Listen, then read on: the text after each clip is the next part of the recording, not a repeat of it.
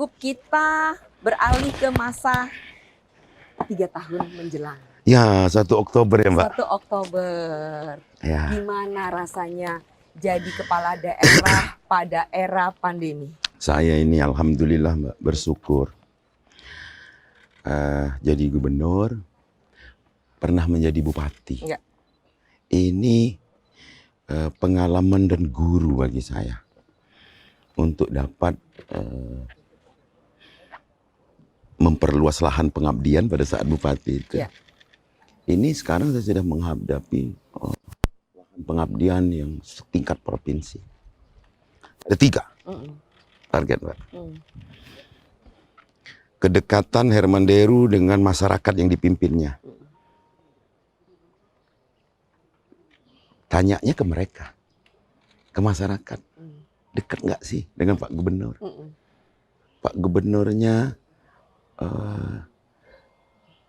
membatasi nggak? Gitu ya. Untuk akses Ya. ya. Kalau dari survei-survei kompilasi yang ada, hal yang tidak bisa dibuat-buat ini, ternyata saya termasuk yang dianggap masyarakat dekat dengan masyarakat. Alamiah, Begitupun saya. Ya. Saya merasa dekat dengan mereka. Ya. Itu 1. Ya. 2, membangun. Membangun. Normatif, Mbak. Membangun itu setiap pemimpin itu membangun. Ya. Hanya prioritasnya di mana? Ya. Prioritas pada event tertentu, pada wilayah tertentu, atau merata. Atau merata. Dan Pak Gup Saya memilih yang merata. merata. Saya milih yang merata. Meskipun menaranya nggak kelihatan secepat kalau 1 titik, Mbak. Iya. Paham. Tapi dirasa Iya.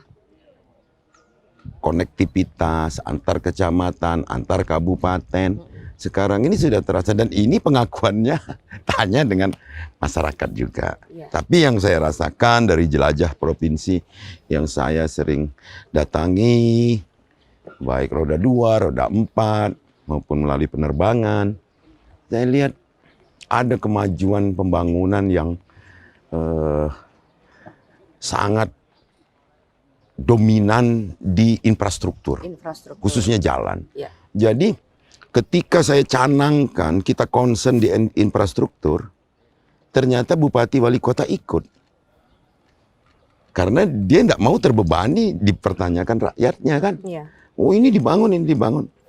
Oh ternyata alhamdulillah. Nah cuman kita memang harus terus meliterasi masyarakat. Apa itu? Tentang hak-hak dan kewajiban. Bahwa contoh infrastruktur itu ada kewajiban desa, ada kewajiban kabupaten, ada kewajiban kota, ada kewajiban provinsi, ada kewajiban pusat. Itu perlu literasi, Mbak. Terus juga tanggung jawab yang lain. Contoh bansos, sampai ada anekdot kalau ban traktor bocor bisa ditampal. Kalau ban pesawat bocor bisa ditampal. Bansos nggak bisa ditampal. Gitu kan? Iya. Kenapa? Karena ini sudah menjadi penyakit. Iya, Ini juga harus kita benahi, Mbak. Paling tidak, ada pemahaman nih. Oh ini bansos dari desa, dari desa, ini bansos dari bupati, wali kota, ini bansos dari gubernur, ini bansos dari kementerian atau instruksi presiden. Ini ada literasi. Dan pengawasan ya Pak. Oh iya. Luar biasa. Pengawasan itu harusnya tidak mengandalkan inspektorat saja. Iya. Pol PP saja, polisi saja, atau BPKP, BPK. Bukan itu saja, tapi mata masyarakat. Jangan asal tuduh. Gitu. Harus ada data. Nah yang ketiga. Oke. Jadi tadi dekat dengan rakyat. Kemudian. Bisa diukur dengan survei. Ya. Membangun bisa diukur dengan survei. Ya.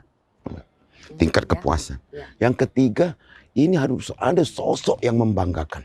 Jadi pemimpin harus menjadi sosok yang membanggakan. Sosok yang kuat juga. Jadi membanggakan itu karena dia kuat, karena dia humble, karena dia membangun. Nah, inilah nanti insya Allah 1 Oktober saya 3 tahun memimpin daerah ini.